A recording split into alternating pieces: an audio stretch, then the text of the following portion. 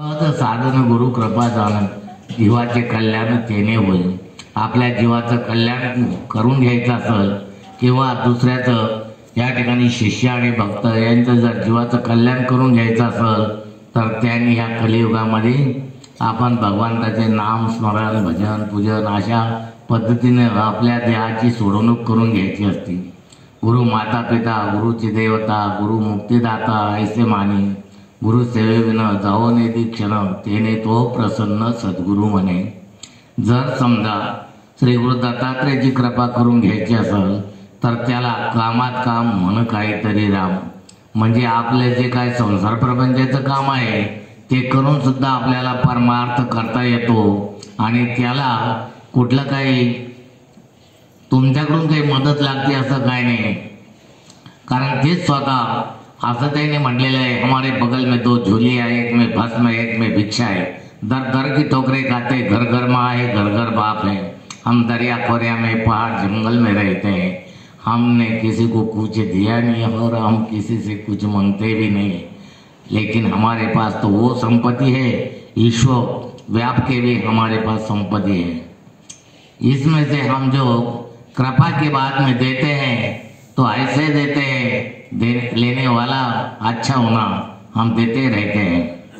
श्री सद्गुरु म्हणतात गुरुची कृपा झाली पाहिजे. ती गुरु कृपा साधका साधवता घेणे हे साधक शिष्याचे ध्येय असले पाहिजे. ते साधन देते भक्ती मार्गाचं ते आपल्याला साधवता आलं पाहिजे. ती भक्ती करता आली पाहिजे. ती भक्ती करण्यासाठी आपल्याला ज्ञान नसतं म्हणून आपण ज्ञानी गुरु करायला पाहिजे. त्या गुरुच्या उपदेशातून बोधातून आपल्याला हे ज्ञान प्राप्त झालं पाहिजे आणि ते ज्ञान आपल्याला मनुष्य जन्मामध्ये त्याचं सार्थक होतं आणि मनुष्य देहाची सोडवणूक करता येते. म्हणून गुरु करावाच लागतो. नसता साधन करून व्यर्थ शीन करून काय मिळणार. आणि असे साधन अवघड नाही, सोपे करण्यासाठी मग बरे काय करावे लागेल. हे साधन तर फार अवघड आहे पण या ठिकाणी असं म्हटलेलं आहे साधन सोपं आहे पण ते सोपं कसं आहे ते सोपं करण्यासाठी काय करावं लागल तर गुरु करावा लागल. आणि गुरु असा करावा लागल ज्ञानी. तो ज्ञानी आहे की नाही हे पहिलं आपलं ध्येय त्याला बघण्याचं. सगुण निर्गुण गुणाचे अगुण मन माझे व्यर्थ जाय. एकदा जर आपण गुरु जर शोधला आणि त्याचे गुण अवगुण बघितले नाही आणि नंतर कळालं गुरु अवगुणी आहे तर आपलं साधन व्यर्थ झालं. म्हणून अवगुणी गुरु नको. म्हणून सर्वप्रथम आपण आपल्या गुरुला शोधा. त्याच्या अंगी गुण कसे आहे, तो गुरु आपल्याला करण्यायोग्य आहे का, तो आपल्याला भगवंताच्या चरणापर्यंत पोहोचविल का, या सगळ्या गोष्टी शोधून गुरु करावा. हे ते ध्येय आता गुरु माता पिता आणि गुरुची देवता गुरुला आपल्या मुक्तीचा दाता मानून आपले साधन साध्य करून मुक्त असा. म्हणून गुरु सेवेशिवाय वेळ वाया जाऊ देऊ नका. कारण आपल्याला जर आपल्या देहाची सोडवणूक करून घ्यायचं असेल ते साधन आपल्याला प्राप्त करायचं असेल तर आता मनुष्य जन्मात हाच एक आपल्याला चान्स आहे. कारण 84 लाख योनी फिरून नरदेह मिळतो. प्रत्येक योनीची आत्मा सहन करता करता करता आपल्याला मनुष्य देह फार दुर्मिळ आहे आणि हा चांगल्या चांगल्या देवादिकाला योग्याला मिळत नाही. तो आपल्याला सहज मिळालेला आहे आणि त्याचा जो आज आपण या ठिकाणी त्याच्यापासून आपल्याला आपल्या देहाची सोडवणूक करून घ्यायची आहे. ही वेळ वाया जाऊ देऊ नये. परत 84 लाख योनी फिरून मनुष्य जन्म परत येईल का हे सांगता येत नाही. गुरुप्रसन्न आपल्या साधनापर्यंत पोहोचवतो ते करा. आत्मसुखाचा भोग न घेता नुसत्या परोक्ष ज्ञानाने खरी शांती सुख प्राप्त होत नाही.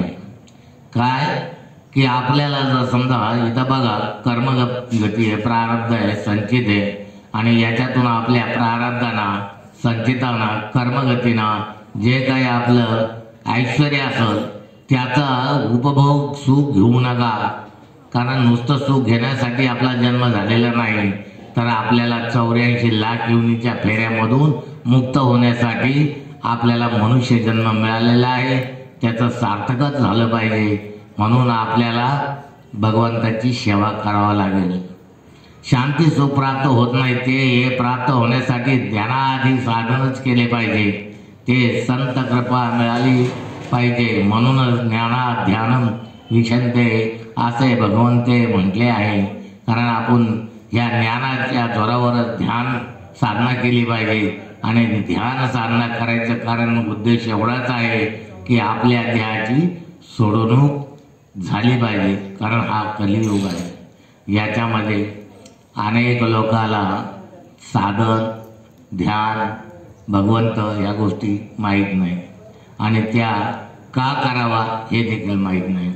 म्हणून या ठिकाणी सतत आपण दुःख भोगणार का आणि दुःखाचा पार होणार का, यातून आपण मार्ग शोधून आपल्या देहाची सोडवणूक करायची आहे.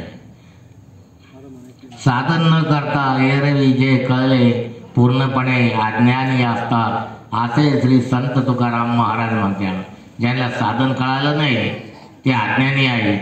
ज्याला साधन कळालं त्याच्यातून त्याला साधन कशा पद्धतीनं वापरायचं आहे ते देखील कळालं पाहिजे. म्हणून तुकाराम महाराज म्हणतात, कळले म्हणती आम्हा ब्रह्मज्ञान धुरेचे अज्ञान. बरेचसे लोक विद्वान पंडित शास्त्रज्ञ अनेक पद्धतीचे हुशार आहे, पण त्यांच्याकडे भगवंताला आपलं करण्याचं साधन नाही. म्हणून या ठिकाणी तुकाराम महाराज म्हणतात, आम्हाला ब्रह्मज्ञान कळलं ते धुरेचं अज्ञान आहे. जाणारे ते व्यास शिवा अधिका न कळेचे अंत ज्ञान ते स्वतंत्र.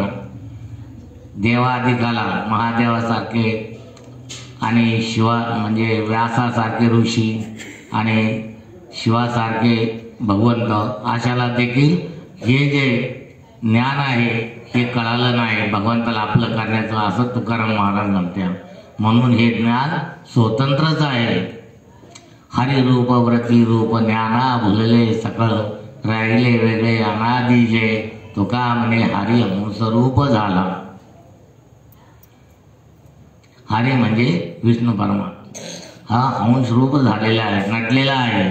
आणि तो याच्यासाठी नटलेला आहे आपल्या भक्ताची प्रतीक्षा करत उभा आहे. कारण आपल्या भक्ताला हे ज्ञान प्राप्त व्हावा आणि त्यांच्या देहाला आपण मुक्तता द्यावा यासाठी अंशरूप झाला. बोधिले पुत्राला तेची खरे. म्हणजे पुत्राला म्हणजे आपल्या शिष्याला स्वतःहून त्यांनी उपदेश केला, बोध दिला आणि ह्या पद्धतीचं ज्ञान प्राप्त करून दिलं. वस्तू ज्ञानाच्या ध्यानाने जेव्हा ध्येय ध्याता व ध्यान ही त्रिपुटी मावळून जाते, मग ते उरते ते ब्रह्म होय. ते स्वतंत्र ज्ञान रूप असल्याने त्याच्याच ज्ञानाने त्यांच्याच अनुभवात अवस्था ठरत असते. आणि हे ज्ञान प्राप्त होऊन जर भगवंत प्रसन्न केला, त्याने आपल्या मोक्षाच्या मार्गापर्यंत आपला रस्ता मोकळा केला, तर तिथून त्याचं आयुष्य असेपर्यंत अस्तित्वात असेपर्यंत ते ब्रह्मज्ञान त्याला दिल्या जातं. आणि त्या ब्रह्मज्ञानाने अनेक अज्ञानी लोकांना सज्ञान करायचं, भगवंताचं ज्ञान प्राप्त करून द्यायचं कार्य करावं लागतं. असल्याने त्यांच्या ज्ञानाने त्यांच्या अनुभव अवस्था ठरत असते. त्या ठिकाणी ध्याता अगर जाणता मावळून एक रूप होता, तेव्हा कळले असे वाटते तेथे कोणी जाणत राहत नाही, जाणता राहत नाही. तिथं ते जर कळालं आणि तो म्हटला आपल्याला सगळं कळलं, समजलं कशी भक्ती करावा, कशी सेवा करावा, आपल्या त्याची सोडवणूक कशी करावा हे जर कळालं तर तिथे जाणता राहत नाही, सगळे ज्ञानी असतात. अशी स्थिती साधनाने प्राप्त करून न घेता केवळ परोक्षित सोहम आत्म्याच्या ज्ञानाचं खरं ब्रह्मज्ञान समजून साधकादी क्रियेचा उच्छेद करणारा हा ही पाखंडी असतो. भलतं काय मला समजतं असं म्हणून आणि स्वतःचीच मी जे सांगतो तेच खरं आहे आणि मी सांगतो असंच करा, पण त्याच्यातलं त्याला काही ज्ञान नसतं. असा भगवंत हरिवंत्या तो पाखंडी असतो. पहिल्या प्रथम सोहम आत्म्याने ज्ञान परोक्ष रीतीने करून घेण्यासाठी संतांना शरण जा, साधू संताला शरण जा. ते आपल्याला मार्गदर्शन करतील. उपरोक्ष रीतीने प्रबोध करून घेण्यात ते सांगताना संतांना शरण जावा, त्यासाठी शरण म्हणतात. खरा संतांची कृपा प्रसाद जो आहे अशा संतांना मनोभावे शरण जा. ज्याला आपल्याला काहीतरी ज्ञान देऊन आपल्याला भगवंत भक्तीचा मार्ग दाखवता येतो अशा साधू संताला शरण जा. आणि त्या ठिकाणी त्यांचं म्हणणं असं आहे, अनन्य शरण म्हणता खरा संतांची कृपा प्रसाद जो आहे अशा अनन्य भावाने शरण येणाऱ्यावर होत असतो. जो त्या संताला अनन्य मार्गाने शरण जाऊन तन्मन धनाने शरण जाऊन आपल्या हितासाठी आपल्या मोक्षासाठी जो त्या साधू संताला शरण जातो अशाला हे ज्ञान प्राप्त करून द्यायचं काम साधू संत करतात. अनन्य भाव उत्पन्न होण्यास प्रथम शरण असल्यास ते परोक्षिती रीतीने ज्ञान करून देतात. याला बोध म्हणतात. या ज्ञानाचे ध्यानाआधी साधन केल्यावर ज्यावेळी ज्ञान उपजते त्यावेळी साधक सद्गुरूंना अनन्य शरण होतो. त्या सद्गुरूस त्या आपल्या ज्ञानाचे शक्तीप्रमाणे प्रबोध करतात. त्यास उपरोक्ष साक्षात्कार म्हणतात. कारण त्याला त्याचा अनुभव येतो आणि तो ज्या आपला शिष्य गुरु ज्या दिशेने जातो त्या दिशेने तो शिष्य देखील जाण्याचे प्रयत्न करतो. म्हणून त्याला बोध आणि उपदेशाची गरज असते. म्हणून तो आपल्या गुरुच्या सानिध्यात राहून हे सर्व काही करू शकतो. हीच संतांची खरी कृपा होय. पण खऱ्या अर्थाने गुरु कृपेविना नाही आत्मज्ञान. आणि आपणास आत्मज्ञानाची गरज असेल तर गुरुची कृपा होणे हे फार महत्त्वाचे आहे. आपल्याला जर खरोखर आत्मज्ञानाची गरज असेल, आपल्या देहाची सोडवणूक करून घेण्याची आपल्याला गरज असेल तर आपण काय करायचं, गुरुची कृपा कशी होईल आणि गुरु कृपा आपल्याला मिळेपर्यंत आत्मज्ञान ही प्राप्ती होत नाही. आणि ती जर झाली तर आपण आपल्या देहाची सोडवणूक सहज करतो. ज्याला नरदेह फुकट चालला आहे असे जर समजले आणि श्रद्धेने वेदांत ग्रंथाचे अवलोकन करून त्यातील आत्मज्ञान करून घेण्यासाठीचे मुद्दे काढतो, शोधतो, ध्येय वस्तू प्राप्त केल्याशिवाय राहत नाही. ज्याला वाटलं आपला आता हा नरदेह फुकट जाणार आहे, आपण ज्या साधनाच्या दिशेने जाऊन आपल्या देहाची सोडवणूक करून घेऊ असं जर त्याला समजलं तर तो आत्मज्ञान प्राप्त करण्यासाठी आपली धडपड सुरू करतो आणि त्याला त्या दिशेने आत्मज्ञान प्राप्त करून घेण्याचे मुद्दे काढता येतात. आत्मज्ञानाबद्दल ज्याची सारखी तळमळ चालू असते व जो त्रिविध तापाने पोळलेला तो या नावाने अधिकारी या संसारी बद्ध झालेला आहे. आणि ह्या संसारी म्हणजे ह्या मृत्यूलोकात तो हे करण्यासाठी तो अधिकारी बनलेला आहे. ते ज्ञान त्याला प्राप्त झालेले आहे आणि त्या ज्ञानाने जसा आपल्या कुटुंबात एखादा कारभारी असतो आणि त्या कारभाऱ्याच्या हाती सगळं काही असतं, तो आपल्या कुटुंबाला कसं करायचं, काय करायचे ते संस्कार देत असतो.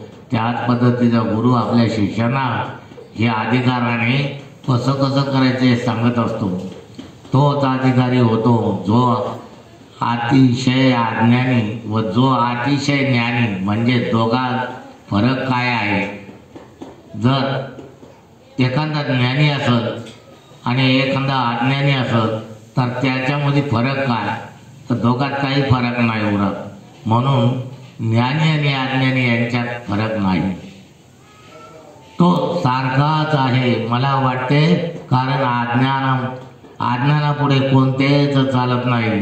पण अतिशय ज्ञानी म्हणजे मीच देह आहे असे समजतो. ज्ञानी असून समजून घेत नाही.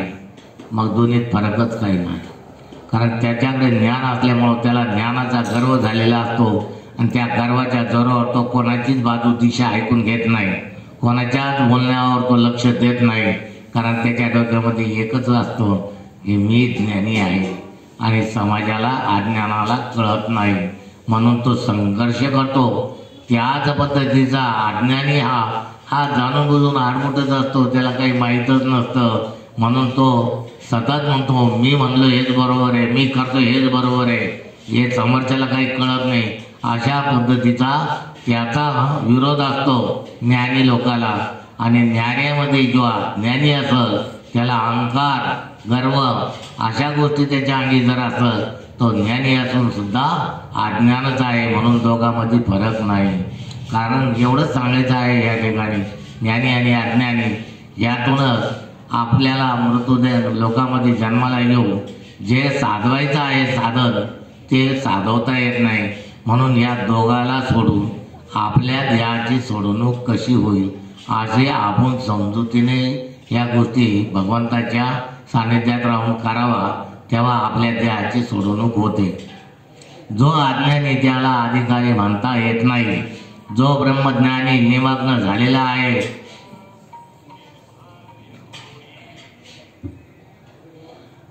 जो खरोखर दृढ अपरोक्ष ज्ञान घेऊन ब्रह्म शिवाय या जगात काहीच नाही असा जो तोच अधिकारी आहे त्याकरिता सद्गुरूला अनन्य भावे शरण जा. जरी आपल्याकडे ज्ञान असेल आणि एखादा आपल्या गुरु समान असेल आपल्या गुरु समान जर असेल त्याचा आदर करायचं शिका. त्याने जे जे आपल्याला बोध उपदेश केले ते शांततेने ऐका. त्याच्यातून आपल्याला काही घेण्यासारखे असेल तर ते अवश्य घ्यायला पाहिजे. पण आपण जर ज्ञानी असून अहंकाराने जर त्याचा विरोध केला तर आपल्या हाती काही लागत नाही. किंवा आपण अज्ञान असेल आणि देणारा द्यायला निघालेला आहे पण ते आपण समजून घेऊन घेत नाही तेव्हा आपल्या देहाची ही जी सोडवणूक आहे या मृत्यूलोकात 84 लाख घेऊन फिरून नरदेव आल्यानंतर सोडवणूक होते ती होणार नाही. आणि ती सोडवणूक करून घेण्यासाठी आपण ज्ञानी लोकांच्या सहवासात राहावा. साधू संतांच्या सहवासात राहावा. संतांच्या समागमामध्ये संतच्या शरणागतीमध्ये आपल्या देहाची सोडवणूक होती. सद्गुरूला कोणत्या रीतीने शरण जावे. सद्गुरू सर्व भावे अनन्य शरण जातो.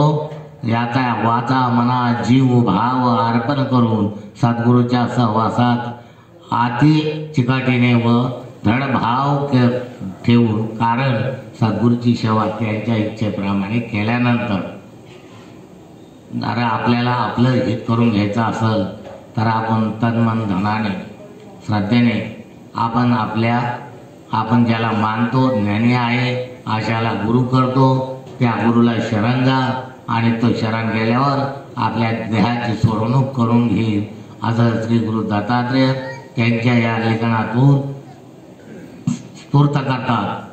सद्गुरु प्रसन्न होतात. गीतेमध्ये भगवान श्रीकृष्णाने आपला प्रियतम भक्त अर्जुनाला चतुरार्थ अध्यायात 34व्या ओवीत सांगताना त्यांनी असं म्हटलेलं आहे तद्विती प्राणिपातेन परिप्रश्नेन सेवया उपक्षिती हे ज्ञानी या स्तव दर्शन साधकांची सेवा असावी.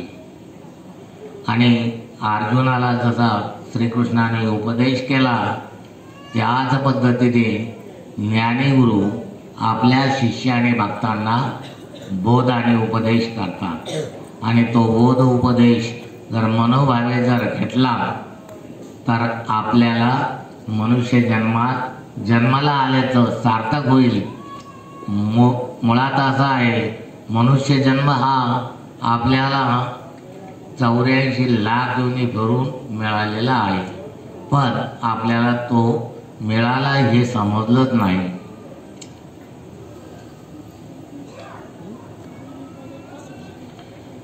तर असं आज आपण ह्या ठिकाणी दत्तगुरूची जी काय या ठिकाणी पुण्यतिथी म्हणजे जयंती साजरी करीत आहोत आणि त्या श्री गुरूच्या जन्माच्या बद्दलचं आपल्याला थोडंफार माहिती असायला पाहिजे. जे मी काय पाठीमागं जे काय थोडंफार तुम्हाला प्रयत्नातून सांगितलं ते गुरु आणि शिष्याच्या या साधनेतून सांगितलेलं आहे आणि ते प्रत्येक वेळेस ते सांगावंच लागतं म्हणून मी ते पहिल्यांदा सांगितले.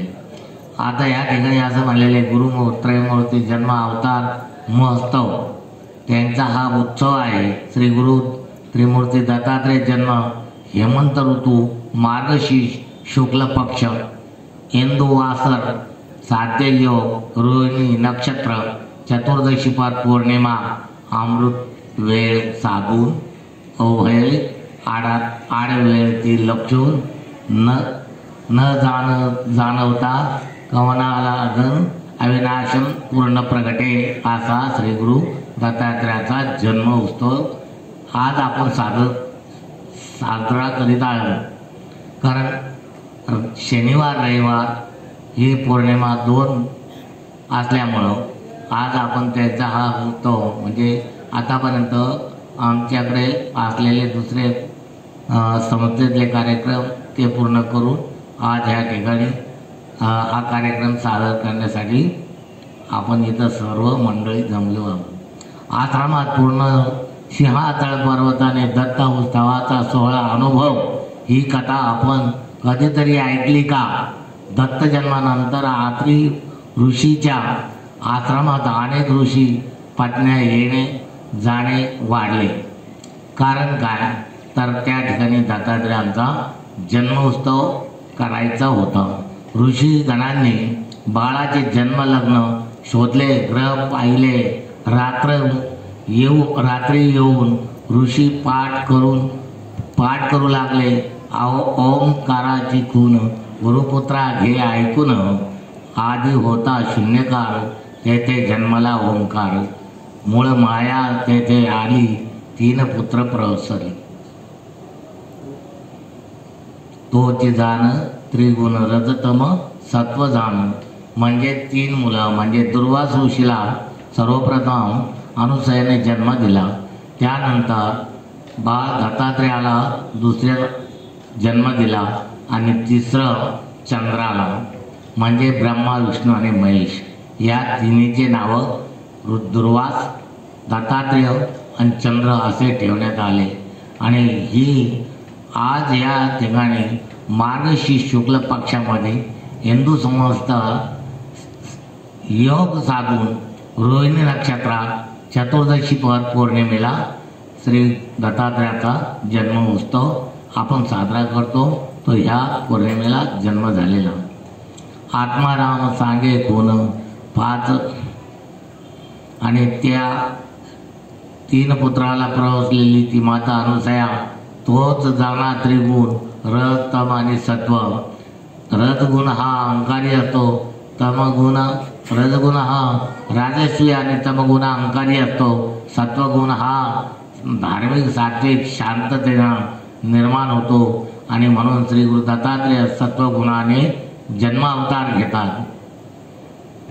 आत्माराम सांगून 5व्या दिवशी स्त्रियांनी पाचीची पूजा व रात्री जागरण केले. तेव्हा दिवसाचे सुताक पाळण्यानंतर आकारण्यात 11व्या दिवशी सर्वांनी शुद्ध स्नान केले. 12व्या दिवशी षडरस स्नायुक्त पक्वान्न तयार करून सुंदर रांगोळ्या घालून गंध अक्षरांनी ब्राह्मणाचे पूजन केले.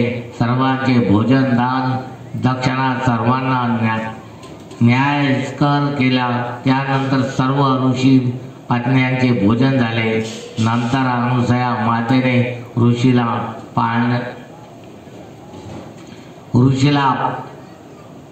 पत्न्यांना हळद कुंकू लावून त्यांचा सन्मान केला. ऋषी पत्न्यांनी अनुसयास वस्त्र भूषणे दिली, तांबूल अर्पण केले व बाळा सतीच्या मांडीवर दिले व बाळाचे औक्षण केले. दुसऱ्या दिवशी भल्या पहाटे सुंदर पाळणा बांधला व त्यावर सुंदर साज खेळणी लावण्यात आली. बाळाला सजवून साखर सुंठवडे वाटण्यात आले. असा हा श्री गुरु दत्तात्रेयाचा या पौर्णिमेला जो उत्सव त्यांनी त्या ऋषीपत्न्याने त्या ठिकाणी केला, त्याच हिशोबाने आपण आपल्या आश्रमात किंवा आपल्या घरी किंवा आपल्या मंडपात आपण ज्या आपल्या जसं असेल त्या पद्धतीने आपण हा उत्सव साजरा करीत असतो. म्हणून आज हा जो आनंद आहे श्री गुरु दत्तात्रेयाच्या उत्सवाचा, तो आपण या ठिकाणी आपल्या हिशोबाप्रमाणे करत आहोत.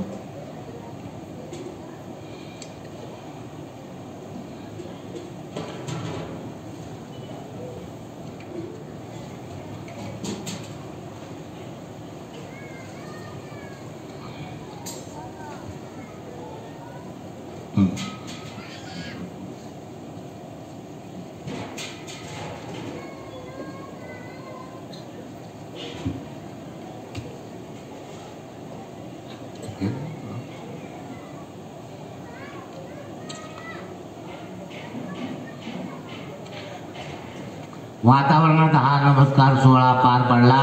बाळाचे पिता आत्री आणि बाळ त्रिगुणी असल्याने बाळाचे नाव दत्तात्रय ठेवण्यात आले. बाळाचे नाव ऐकून सर्वांना मनोमन आनंद झाला. सर्व ऋषी देव लग्नाने आत्या आनंदाने पाळणा हलवून गीत म्हटले. दत्तात्रय हा नाम गजर ऐकताचे सर्वत्र वाद्यांचा गजर आणि पुष्पवृष्टी झाली. सर्वतोपरी साखर पान सुंठवडे घुगऱ्या वाटल्या गेल्या. सर्वांचा यथा योग्य सत्कार सन्मान झाला. प्रत्यक्ष ब्रह्मदेवाचे पुत्र आत्री ऋषी यांची पत्नी अनुसया देवी सर्वश्रेष्ठ पतिव्रता आणि सशक्त दाम्पत्याच्या पुढे पुन्हा एखाद्या प्रत्यक्ष विधात्याचा उगम व्हावा सर्वांनाच आनंद झाला होता. हा आनंद इतका मोठा होता की सर्वांना लहान तहान भूक विसरले होते. स्वतः पार्वती, सावित्री आणि लक्ष्मी देवी सर्व व्यवस्था पाहत होत्या. सर्वांनी बाळाचे लाड कौतुक केले. सर्वांनी शेवटी नारदांनी बाळाला कडेवर घेऊन उचलून घेतले.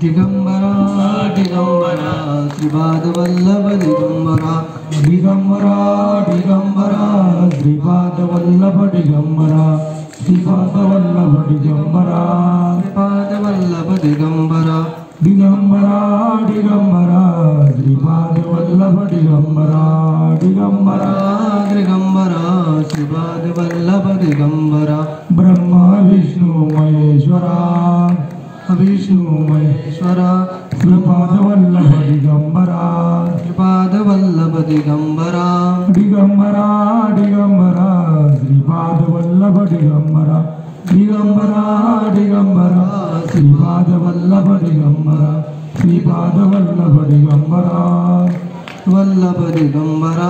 दत्त गुरुचे भजन करा, दत्त गुरुंचे भजन करा. दिगंबरा दिगंबरा श्रीपाद वल्लभ दिगंबरा दिगंबरा दिगंबरा श्रीपाद वल्लभ दिगंबरा दिगंबरा दिगंबरा श्रीपाद वल्लभ दिगंबरा दिगंबरा दिगंबरा श्रीपाद वल्लभ दिगंबरा. अवधूत चिंतन श्री गुरुदेव दत्त दत्त दत्त. अवधूत धृत्वा कमंडलो करधर पद्मयुग्मे पानिशले डमृतशीले श्री गणेशाय नमः। श्री गुरुवे नमः। ध्यानं जटाधर पांडुरंगं शूलहस्तं कृपानिधिं सर्वरोगहरदेवतं दत्तात्रेयं भजे। अस्य श्री दत्त सूत्र मंत्रस्य भगवान अनुसूत चंद दत्त परमात्मा देवदत्त तत्त्वत्य जप वियोगे जगत उत्पत्ति करते तति संहार हेतु भवपाश विमुक्ताय दत्तात्रेय नमस्तुते ते। जरा जन्म विनाशाय देह शुद्धिकराय च दत्त दिगंबरदाय मूर्ति दत्तात्रेय नमस्तुते ते। कर्पूर कांति देहाय ब्रह्म मूर्तिधराय च वेद शास्त्र परिजाय दत्तात्रेय नमस्तुते ते। रास्व दीर्घ कुशल स्थूल गोत्रनाम च पंचभूते तदित्ताय दत्तात्रेय नमस्ते ते।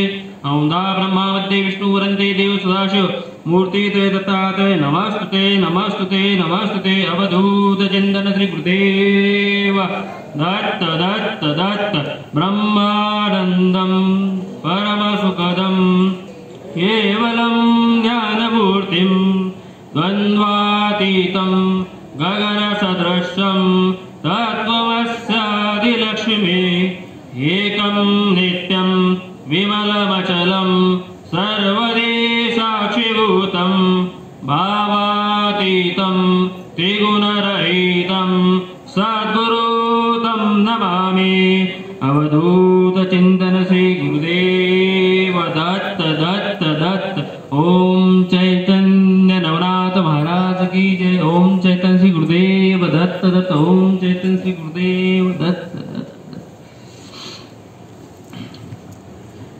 खरं तर आज या ठिकाणी गुरुमाऊलीचंच प्रवचन होतं, पण थोडंसं त्यांना त्रास होतोय तब्येतीच्या अनुषंगाने, थोडीशी विश्रांती म्हणून उर्वरित कार्य त्यांनी माझ्याकडे सोपवलेलं आहे। तरी जे काही तुटके मुटके शब्द थोडेसे प्रवचनाच्या माध्यमातून मी तुम्हाला सांगणार आहे, ते तुम्ही या ठिकाणी श्री गुरु दत्तात्रेय यांच्या जयंतीनिमित्त श्रवण मनन करा। त्यातले जे काही भाग तुम्हाला घेता आला तो घ्या आणि आपले आलेल्या मनुष्य जीवनाचे कल्याण कसे करायचे, काय करायचे, ज्याचे त्यांनी ठरवा। गुरु असो, संत असो, महंत असो, ऋषी असो, मुनी असो, कोणीही असो, हे फक्त आपल्याला मार्ग दाखवू शकतात। ह्यांच्या मार्गदर्शनाने आपण आपली जे काही मनुष्य जन्माला आपण आलेले, या मनुष्य जन्माची जी काही नौका आहे, ही भवसागराच्या सागरातून आपल्याला पैलगिरी कशी न्यायची ही ज्याचं त्याने ठरवायचं आणि ज्याने त्याने त्या प्रयत्नात सातत्य ठेवायचं आणि सातत्यात त्या प्रयत्नात राहून त्या मार्गाने जाऊन तो मनुष्य नक्कीच तो बैलगिरी 100% जातो। पण त्याला योग्य गुरु भेटणं हे सगळ्यात महत्त्वाचं असतं। योग्य गुरु जर नाही मिळाला तर मात्र त्याचा विषय भटकल्यासारखा होतो। कारण असं आहे, सध्याच्या युगामध्ये गुरु भरपूर आहे। समाजामध्ये आपण बघतो, समाजात फिरतो, सगळेच फिरतात। या समाजामध्ये आपण वावरताना जाताना प्रत्येकाच्या मनाचे विचार, प्रत्येकाचे मन, मनाची स्थिती, मनाचे विकार, मनाचे द्वेष हे प्रत्येकाचे वेगळे वेगळे वेगळे वेगळे असतात आणि ज्या त्या वृत्तीने जो तो मनुष्य आपल्या मनाला जसं भावेल तसा गुरु तो या समाजामध्ये शोधत असतो। एखाद्याला वैभवशाली गुरु पाहिजे असतो, एखाद्याला साधा सोपा पाहिजे असतो, एखाद्याला तांत्रिक गुरु पाहिजे असतो, एखाद्याला मांत्रिक गुरु पाहिजे असतो, एखाद्याला आपल्या होला हो करणारा गुरु लागत असतो, एखाद्याला फक्त आपलं काम कसं होईल बस एवढाच गुरु लागतो। असे पण भरपूर आहे। अशा माध्यमातून गुरुची निवड हा प्रत्येक मनुष्य करत असतो, ज्याला ज्याचं जसं जसं वाटेल तसं करतो। काही काही तर असे मला अनुभव आला तरच तो गुरु मानेल, नाही तर मानणार नाही। स्वार्थ आहे ना, स्वार्थ ज्यावेळेस माणसाच्या मनामध्ये उद्भवतो त्यावेळेस तो माणूस गुरु गुरु काही नाही मानत। तो म्हणतो माझं काम कसं होईल त्या माध्यमातून मी माझा गुरु ठरवल। अशा प्रकारे तो गुरु करत असतो. पण जे का रंजले गांजले त्याशी जो म्हणे आपुले, ते त्याची देव ओळखावा साधू ते त्याची दाखवा. अशा माध्यमातून जर केलं तर रंजले गांजले हे आपल्या सर्वसाधारण माणसाला कळायला पाहिजे. पण कळण कसं माहितीच नाही ना त्याच्यातले. मग आमचे गुरु माऊली नेहमी आम्हाला मार्गदर्शन करताना किंवा आणखी सगळ्यांना मार्गदर्शन करताना सगळ्यात पहिले गुरु कसा करावं याच्यासाठी एकच वाक्य सांगता. जो पण गुरु तुम्हाला असा मनाला पटला भावला का हा गुरु आपल्याला करायचा आहे, असा विषय त्याच्या मनात आला, त्यावेळेस फक्त त्यांनी एक करा, त्या गुरुला तपासून बघा. मग तुम्ही म्हणजे गुरुला तपासायचं, एवढे मोठे तपस्वी लोक आहे आणि त्यांना तपासायचं आहे, सोपं आहे का? देतील ना श्राप आपल्याला, असं काही नाही. ज्यावेळेस गुरु करायचा असला त्यावेळेस तुम्ही गुरुला तपासणार आहे, त्याचे गुण आणि अवगुण हे दोन्ही बघणार आहे. आपल्याला गुण दिसतात का अवगुण दिसतात? आपल्या मनातला जसा तसा स्वार्थ आहे तसा तसा गुण आपल्याला गुरुचा दिसत जातो. अनुभव घ्या. जर आपल्या मनातला भावना जी आहे ती एकदम निर्मळ आहे तर आपल्या शोध कार्याला गुरु ज्यावेळेस आपण शोधायला निघालो त्यावेळेस तो गुरु आपल्याला खरंच त्याचे गुण आहे की अवगुण आहे, तो कसा आहे काय आहे हे स्पष्ट दिसून येतं. आणि जर आपल्या मनामध्ये जर काही स्वार्थ असला तर मग त्या स्वार्थाच्या आधारावरतीच आपण त्या गुरुचे गुण आणि दोष हे बघत असतो. आणि ते बघताना जर आपल्याकडनं गडबड झाली तर मग तिथं आपलं सगळं नाव उगली. त्यावेळेस मग आपण पण गुरुची परीक्षा घेतो आहे की नाही. आणि असं वाटतं का हा गुरुला काय कळतं, आपण त्याला गुरु करू शकतो. नाही, तो गुरु जर खरा असेल तर तो सुद्धा शिष्याची अगोदर पहिले परीक्षा घेतो. आणि त्याला जर असं वाटलं का हा शिष्य आपलं नाव, आतापर्यंत आपली पण पिढ्या झालेल्या आहे, सगळ्यांच्या पिढ्या झालेल्या आहे, असं कोणीच नाही का ते ब्रह्म झाले तयार ब्रह्माच्या पोटी सगळे झाले, असं नाही. हळूहळू जिथून आपली उत्पत्ती झाली तिथून आतापर्यंतच्या पिढ्या हे नाव चालत आलेलं आहे.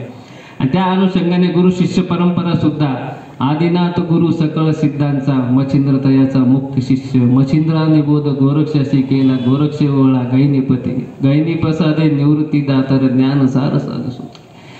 अशी ही गुरु परंपरा ही पहिल्यापासून चालत आलेली आहे. आणि ही गुरु परंपरा यापुढेही टिकवण्यासाठी जो कोणी गुरुपदावरचा जो कोणी असतो संत महंत तो आपला शिष्य सुद्धा असंच निवडतो की तो ही परंपरा पुढं अशाच रीतीने जशी आपण चालवली, जसे शुद्ध भावनेने ही आपण चालवली त्याच शुद्ध भावनेने ही परंपरा पुढे कशी जाईल किंवा त्याच्यामध्ये आणखी आपलं शिष्य कशी त्याच्यामध्ये सद्गुण भरेल, कशी ती शुद्ध भावनेने आणि एकदम प्रेम भावनेने, स्थिर भावनेने, संयम भावनेने आणि श्रद्धेने ही पुढे जाईल, शांततेने या भावनेने पुढे जाईल, ह्या प्रयत्नात आपले गुरु असतात.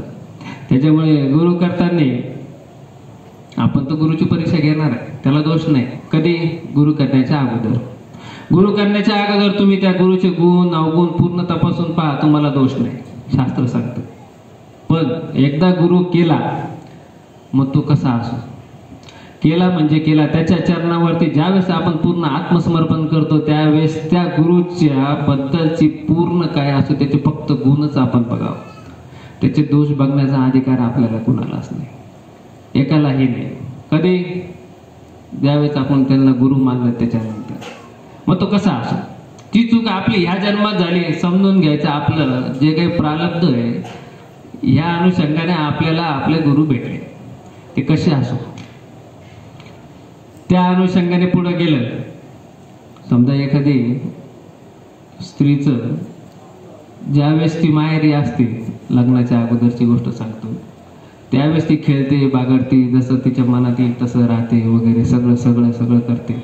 पण ज्यावेळेस तिचं लग्न होतं, ज्यावेळेस ती लग्न मंडपामध्ये अग्नीला साक्षी मानून 7 फेऱ्या घेऊन ती तिच्या पतिदेवाच्या नावाचं मंगळसूत्र घालते, तसंच हे नातं सुद्धा आहे.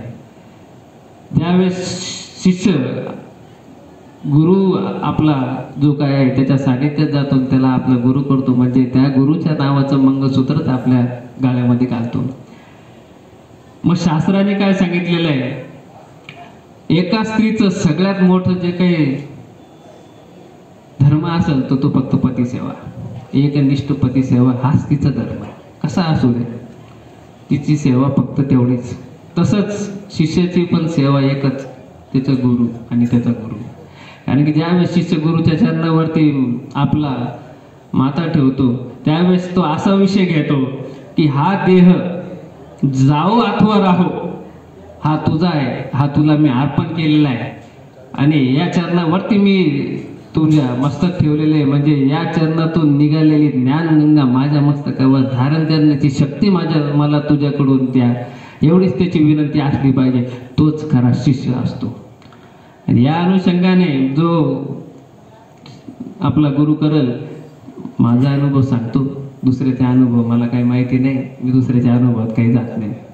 कारण की दुसऱ्याच्या अनुभवात गेलं तर जग खूप मोठं आहे, तऱ्हेतऱ्हेचे या समाजामध्ये वर्ण आहे, व्यक्ती आहे, मन आहे आणि या जगाचं आधारभूत फक्त द्वंद्व आहे.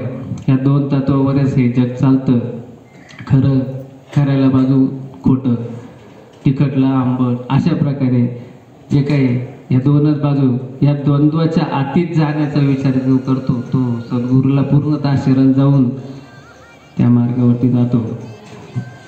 या प्रकारे जर आपण गुरुची सेवा आणि गुरुभक्ती केली तर नक्कीच आपल्याला या मनुष्य जन्मातून मुक्त होण्यासाठी वेळ लागणार नाही. आणि ते करा, त्याच्यासाठी जे काय लागतं, जे काही प्रयत्न करायचे हे तुम्हाला करायचे, फक्त मार्गदर्शन आपल्या गुरुचं घ्या आणि गुरु जसं जसं सांगाल तसं तसं करा. एक गोष्ट मी अशी पण अनुभवली, ज्या सानिध्यात मी राहतो त्या सानिध्यामध्ये खूप काही अनुभव शिकायला भेटले आणि नेहमी माझ्या गुरुच्या सानिध्यात हे अनुभव शिकायला भेटत असतात. गुरु केल्यावरती शिष्य मनातून त्याला असं वाटतं मी गुरुचा खूप मोठा शिष्य आहे, इतकी गुरु सेवा मी करतो का माझ्यासारखी गुरु सेवा कोणीच नाही करू शकत, हा त्याचा भ्रम येतो. पण गुरु जे जे वाक्य सांगतो तो तंतोतंत ऐकतो का, ह्याचं जर आत्मपरीक्षण जर आपण केलं तर कळतं का नाही कडे आपल्याला जे जे गुरु सांगतात ह्याच्यापैकी आपल्याला जे जे शक्य होतं तेवढंच आपण करतो. सकाळी उठा 4ला, अनुष्ठानाला बसा, पारायणाला बसा, हे करा ते करा. सुरुवातीला भलता आनंद वाटतो, नंतर नंतर नंतर म्हणता जायला काय ताण झाला येऊ. सकाळी उठा, हे करा ते करा, देवाला अगरबत्ती लावा, घंटाभर बसा, ते फोन तिकडं वाजतो, तो म्हणतो अरे रे रे रे फोन वाजू राहिला, आपल्याला आता हे काम आहे ते काम आहे, गेलं सगळं. तर हळूहळू त्याला त्या विषयाचा द्वेष तयार होतो. त्याच्यामुळं भक्ती अशी करा साधी भोळी. म्हणून आमच्या गुरुमाऊलीने आत्ताच सुरुवातीला जे सांगितलं, गुरु कृपे विन नाही आत्मज्ञान, वाऊगा तो शीन साधनांचा, सहज साधन गुरु कृपा जाण, जीवाचे कल्याण तेने होय. पण एवढं सगळं इतकं साधं सोपं आहे. काय करायचंय, फक्त गुरुची कृपा कशी आपल्याला भेटेल एवढं करायचं बस. समजून घ्या, आपल्याला खूप मोठी बँक भेटूनच गेली. गुरुची कृपा झाली म्हणजे तिथं त्याला काहीच होऊन येऊ नये. आणि त्यांनी काय सांगितलं, गुरु कृपेविन नाही आत्मज्ञान. जोपर्यंत गुरु कृपा होत नाही तोपर्यंत आत्मज्ञान मिळूच शकत नाही, हे शाश्वत आहे. वावगा तो शीन साधना. मग इतर साधन कशाला करायचे हा विषय. मग जर समजा साधन करून करून करून करून माणूस थकतो, मग इतर साधन करायचंच नाही ना. हे इतकं सोपं आहे, मग हेच करा. सहज साधन गुरु कृपा जाणं, जीवाचे कल्याण येते. मग एवढी सहज साधना आहे, ही साधना करा जेणेकरून जीवाचे कल्याण होईल. असा हा थोडासा मी गुरुबद्दलचा मी माझ्या नेहमी जे काही प्रवचन करतो त्या ठिकाणी मी हे आवर्जून गुरुचा कसा करावा काय करावा हे मार्गदर्शन नक्कीच घेत असतो. कारण या कलियुगामध्ये गुरु करणे आणि कसा करणे ह्याची माहिती खूप कमी लोक देतात. त्या माहितीच्या आमच्या गुरुकडून जी माहिती आमच्यापर्यंत आली तीच माहिती तशाच पद्धतीने साध्या सोप्या पद्धतीने मी नेहमी जे कोणी मला भेटत असतं किंवा आमचे गुरुबंधू असतात किंवा जे काही नवीन भेटणारे लोक असतात त्यांना मी हे नक्कीच सांगत असतो. श्री गुरु दत्तात्रय कलियुगाची रीत सांगतात ते या ठिकाणी कसे आमच्या गुरु माऊलीने जे लिखाण केलेलं आहे हे त्याच पद्धतीचं मी तुम्हाला थोडंसं सांगणार आहे. श्री गुरु सांगतात, मृत्यू आपला कोणे सांधी लपला, येईल कधी न कळे तो, तुम्ही उभयते आम्हाशी आणिले जगी हिणतवी, मी सरता सुख निश्चयशी वाटेले जीवा संतोष. गुरु काय सांगतात, मृत्यू कोण्या सांधी लपलेला आहे हे कोणीच सांगू शकत नाही. सांधी म्हणजे कोपऱ्यामध्ये, तो कोणत्या कोपऱ्यात मृत्यू लपलेला आहे हे कोणी सांगू शकत नाही. म्हणजे काय, मृत्यू हा पाण्याचा बुडबुडा आहे. तसं आपण पाहतो आंघोळ करायच्या टायमाला वगैरे कधी जर पाणी भरायचं, आता बाहेर जास्त अनुभव माणसाला पण आहे, एखादा फेस झाला आणि त्याच्यात एखादा बुडबुडा फुगा पाण्याचा कसा वर येतो आणि त्याला किती वेळ लागतो फुटायला, काही सेकंद लागतो. त्याला काही जास्त वेळ आला आणि फुटला. तसा हा मृत्यू आहे. हा कोणत्या सांधीत लपलेला माहिती नाही आणि कधी काय होईल ही माहिती नाही. तर जोपर्यंत आपल्याकडे वेळ आहे, आता आहे, त्या वेळेचं साध्य करून तुम्ही या आपल्या जीवाचे कल्याण करून घ्या असं आमचे गुरु सांगतात. श्री गुरु दत्तात्रय म्हणतात, कलियुगात असा अधर्म फोफावत चालला आहे. हे जे काही घडत आहे ते सारं काही पापमती. गुरु दत्तात्रय म्हणतात, कलियुगामध्ये इतका अधर्म फोफवलेला आहे, इतका काही अधर्म आहे, आणि हा कलियुगच इथं या अधर्मालाच जास्त वाव आहे. त्यामुळे इतका अधर्म हा फोफवलेला आहे की ते जे काही घडतंय या कलियुगामध्ये हे सगळं पापमती आणि वासना या आधारावर घडतंय. या वासनेने आणि या पापामुळे मनुष्य आत्मा येऊन सुद्धा परमात्मा आणि आत्मा हा एकमेकापासून दूर जाऊ लागला आहे. म्हणजे काय झालं, या पापमतीमुळे आणि वासनेमुळे आपल्या मधला जो वास करणारा आत्मा आहे, हा आत्मा आणि तो भगवान परमात्मा याच्यामधलं अंतर वाढू लागलेलं आहे. हे एकमेकापासून दूर जाऊ लागलेलं आहे. म्हणून तर साधू संत सांगतात, भक्तीचे ज्ञान मग नुसतं नसून ऐकू नका, तर आत्मा व परमात्मा यातील अंतर ओळखा आणि मनुष्य देहाचे काय महत्व आहे हे भगवंत आपल्याला कळायला पाहिजे. म्हणजे काय, या मनुष्य जन्मामध्ये आल्यावरती आपला आत्मा आणि परमात्मा या दोघातला भेद जाणून घ्या. म्हणजे काय करायचं, आपल्याला आपला जो आत्मा आहे हा आपल्या परमात्म्यामध्ये लीन करायचा, एकरूप करायचा, एवढं कार्य फक्त आपलं आहे. आणि या कलियुगामध्ये हेच कार्य अवघड आहे. त्याच्यामुळे साधू संत म्हणतात का बाकीच्या थोटांत आणि उपभोगाकडे लक्ष देण्यापेक्षा आपला आत्मा परमात्म्यामध्ये कसा लीन होईल हे करा. बरं, त्याच्यासाठी काय लागणार, त्याच्यासाठी आपल्याला फक्त भक्ती लागणार. त्या भगवंताची अशी भक्ती करा अशी की तो सहज आपल्याला आपल्यामध्ये विलीन करून घेता येईल. असं योग मार्ग तो योग साधावा, शुद्धतेने उपजे सत्य आनंद. योग मार्गाने या पद्धतीने सुद्धा आपण त्या भगवंतात म्हणजे आपला आत्मा त्या परमात्म्यामध्ये लीन करू शकतो. अनेक आनंदाचा कंद तो ब्रह्मानंद हाती ये. मग असं केल्याने आपल्याला तो आनंद जो ब्रह्मानंद आहे, त्याचा जो आनंद आहे आणि तो ब्रह्मानंद आहे हा आपल्या हाती. ब्रह्मानंद हाती आलया नुरे जन्म मरणाची व्यथा. मग ब्रह्मानंद हाती आल्यावरती नुरे जन्म मरणाची व्यथा म्हणजे या 84 लाख योनी फिरून ज्यावेळेस माणूस परत परत परत परत परत परत या नरदेही येतो, या परत परत परत येण्याच्या फेऱ्यापासून हात चुकून जातो. मग हा फेरा चुकल्यानंतर तो ब्रह्मानंदामध्ये लीन होतो. आणि ब्रह्मानंदामध्ये लीन झाल्यानंतर ज्या वेळेस त्या भगवंताला त्याची गरज असते की ज्या ठिकाणी कलीचा प्रभाव जास्त असतो, मग त्या ठिकाणी अशा वेळेस तो भगवंत आपल्याला त्या ठिकाणी काहीतरी त्याचं भगवंताचं महत्व, भक्तीचं महत्व कळवण्यासाठी तो संत रूपी आपल्याला परत एकदा जन्माला घालतो. तो जन्म वेगळा आणि आता आपण जे भोग भोगण्यासाठी जन्म घेतलेला आहे हा जन्म वेगळा. या दोन्ही जन्मांमधला फरक आहे. तो भगवंत जो जन्माला पाठवलो तो खरा जन्म. तर त्या जन्मापर्यंत जाण्यासाठी आपल्याला भगवंत भक्ती करून त्या परमात्म्या त्या ब्रह्मानंदामध्ये लीन कसं होता येईल हे आपल्याला बघायचे. अनेक आनंदाचा कंद तो ब्रह्मानंद हाती. ब्रह्मानंद हाती आला या नुरे जन्म मरणाची व्यथा, वारे जीवांची तळमळता निर्विकल्पता प्राप्त होय. अशी तळमळता पाहिजे का निर्विकल्पता प्राप्त होय. निर्विकल्प म्हणजे ज्याला कल्पच नाही, ज्याला कल्पकताच नाही, असा कल्पकता विरहित होण्यासाठी तळमळणारा तोच खरा. तशी तळमळ आपल्या मनामध्ये तयार करा.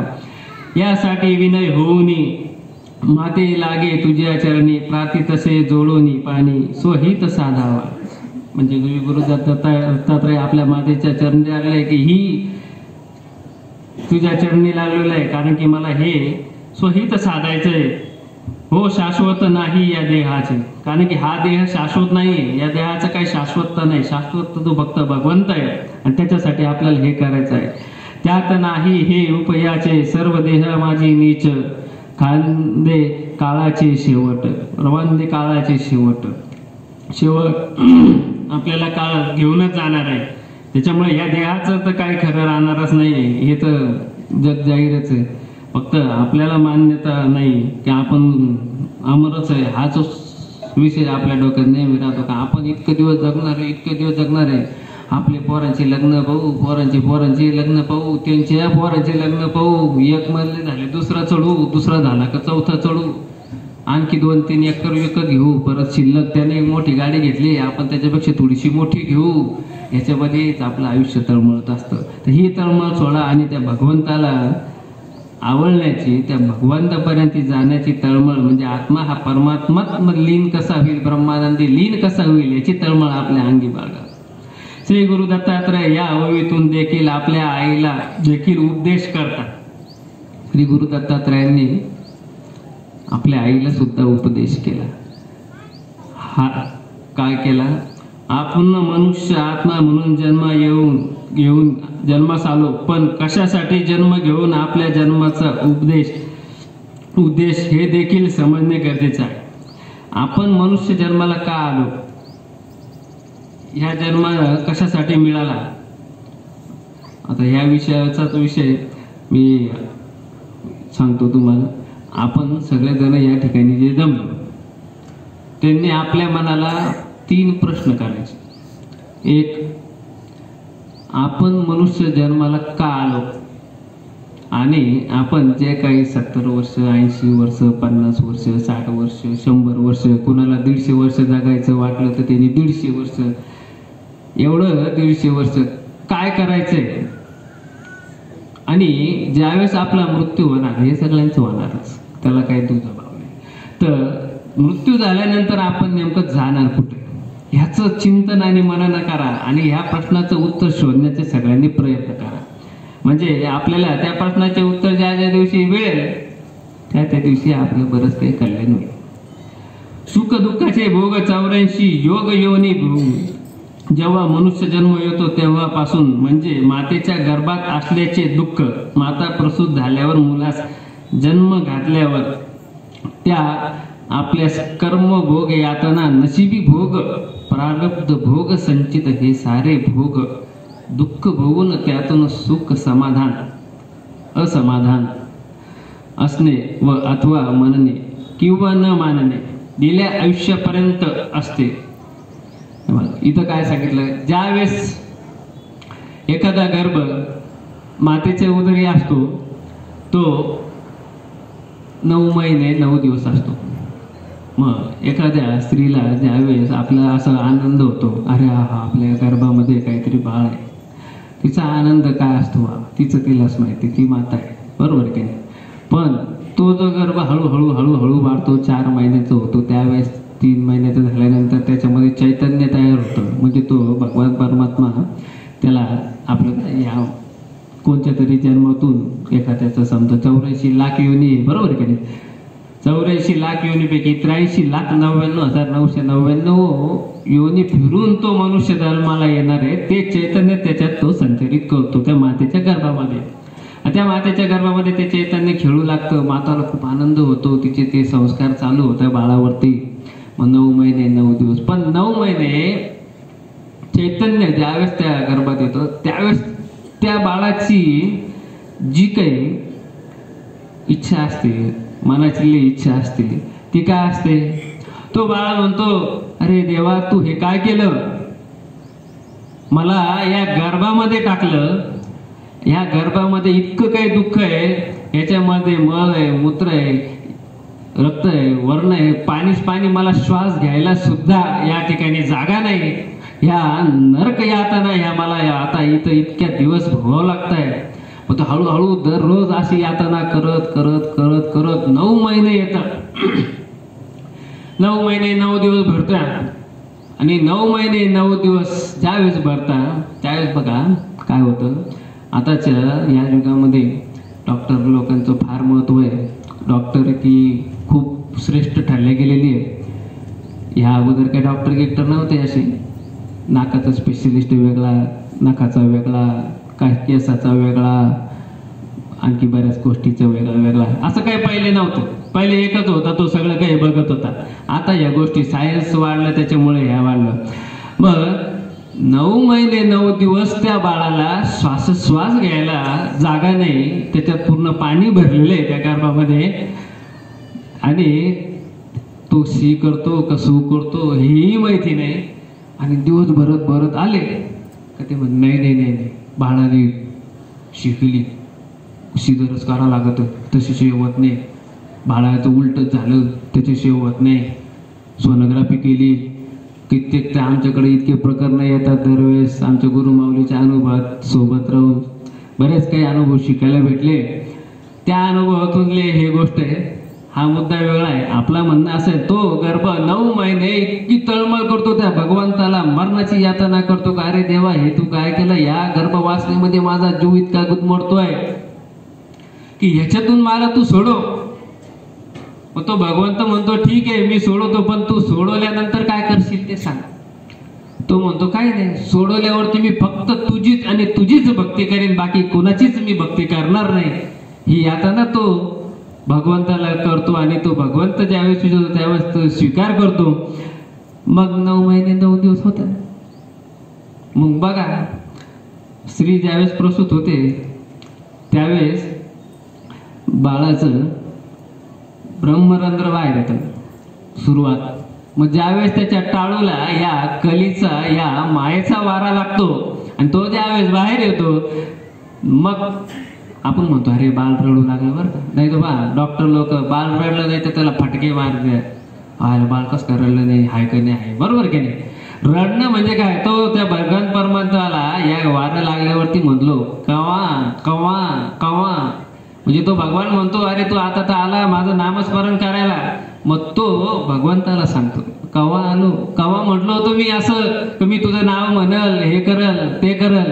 म्हणजे काय, ज्यावेळेस आपल्या अंगाला येतो ताप देवा तूच माझा बाप, आणि ज्यावेळेस आपल्या अंगचा जातो ताप त्यावेळेस मी देवाच्या पापाचा बाप. ही आपली मनुष्याची वृत्ती आहे. या वृत्तीनुसार भगवंत सांगतो दिल्या आयुष्यापर्यंत असते, मग आयुष्य किती व कसे हे ओळखणे म्हणजेच ब्रह्माचे ज्ञान असते.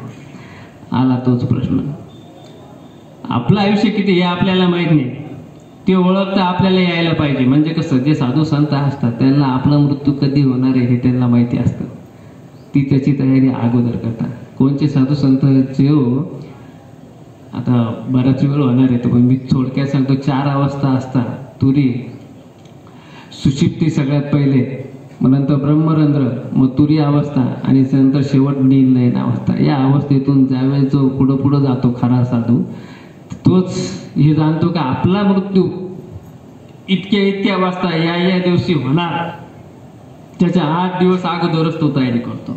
म्हणजे त्या स्थितीपर्यंत असं काही नाही का तो ज्ञानी आणि ते साधू संत दिसता आपल्याला टीव्ही मध्ये स्टेजवरती हेच जातील असं नाही. प्रत्येक जण जाऊ शकतो, फक्त जाण्याची जिद्द त्याच्या हृदयामध्ये तयार व्हायला पाहिजे, तोच जाऊ शकतो. जे साधू संत झाले ती जिद्द त्यांच्या मनामध्ये तयार झाली म्हणूनच त्यांच्यापर्यंत गेले. आता थोडंसं माझा अनुभव सांगतो. मला काही जण भेटले का ते म्हणते अरे तू तर आमचं पहिले समोर लहानचा मोठा झाला, हा महाराज झाला तू. मी म्हणतो अरे महाराज माणसं तोच असते, महाराज दुसरं काही जगातून दुसऱ्या विदेशातून परदेशातून म्हणजे काही दुसऱ्या दुनियेतून नसते.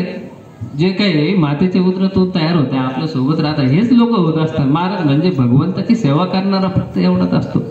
अरे हा खरे खरे हे विषय हे नको. हा एक ज्ञानाचा भाग आहे. पण परमात्मा परमेश्वराची क्रीडा ही रहस्य हे जाणून घेणे व तसे भगवंत भक्ती करणे यातून मोक्षमय मार्ग काढणे गरजेचे आहे. रहस्य असे आहे की 84 योनी दुःख भोग भोगू नको, तेव्हा भक्तीबद्दलचे ज्ञान मिळवणे यासाठी ज्ञान असलेल्या सत्पुरुषास शरण लावे. हे करण्यासाठी काय लागेल आपल्याला? आपल्याला तर काय माहिती नाही. आता इथून मला बस स्टँडला जायचंय, मी तर नवीन आहे, मला तर काय माहिती नाही. आपण काय करू? कुणाला तरी ज्याला खरी माहिती आहे त्या माणसाला विचारू, अरे मला बस स्टँडला जायचंय, नेमकं कसं जाऊ?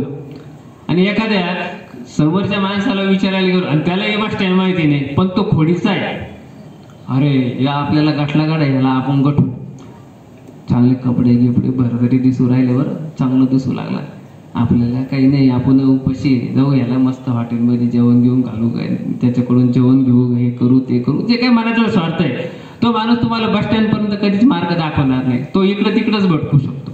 मग जो खरा तुम्हाला मार्ग दाखवल त्या सत्पुरुषात तुम्ही शरण जा आणि मग त्याच्याकडनं मार्ग घ्या. तरच ते ज्ञान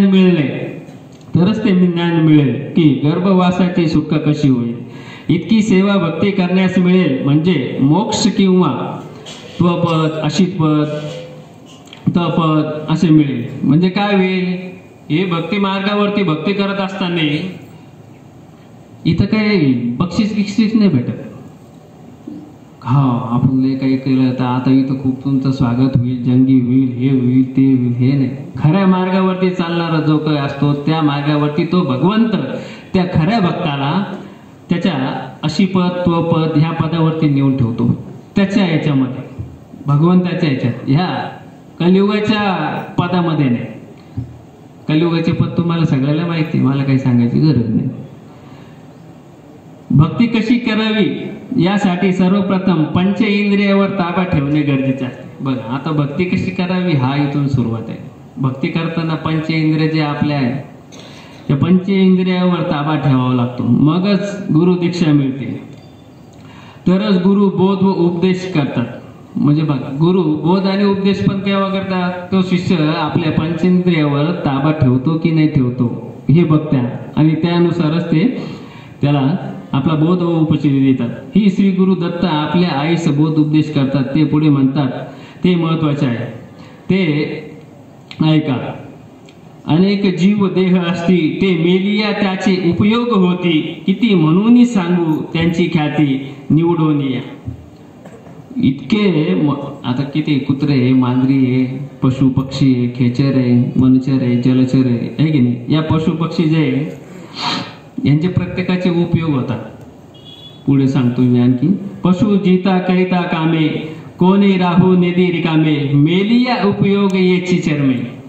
म्हणजे गाय आपल्याला दूध देते है की नाही, तिचं काम आहे, ती तरी आपल्याला उपयोगी आहे. बैल आहे, बैल आपल्याला शेतामध्ये राबतो, आपल्यासाठी राब राब राब राब राबतो. आपण काय देतो? फक्त चारा. बाकी काय? त्याचं उदरभरण देतो. बाकी त्याला काय लागत नाही. त्याच्याकडं काय असे भारी भारी मोबाईल नाही, काही नाही. तो त्याच्या पद्धतीने राहतो. आणि ते प्राणी पशु पक्षी ज्यावेळेस मृत्यू पावतात त्यावेळेस त्याच्या शरीराचा सुद्धा उपयोग होतो. त्याच्या आपण चमड्याची चपली करू, साध्याचा साधा आपण पक्षी घेतला त्या पक्षीच्या बी काहीतरी पिसाचं काहीतरी शोपीस करू. श्वान आहे त्याचं पण आपण चमड्याचं काहीतरी करता येतं है की नाही. असं मनुष्याचा जो देह आहे असं तुम्ही सांगा. एवढे बसलेले आपले लोक सगळे किंवा आणखी कुणाला विचारून पहा का त्याच्या मेल्यानंतर त्याच्या शरीराचा काहीतरी कुणासाठी तरी उपयोग झाला. एक तर त्याला जाळू, नाही तर मग जमिनीत गाडू, नाही तर गंगेत वाहून देऊ.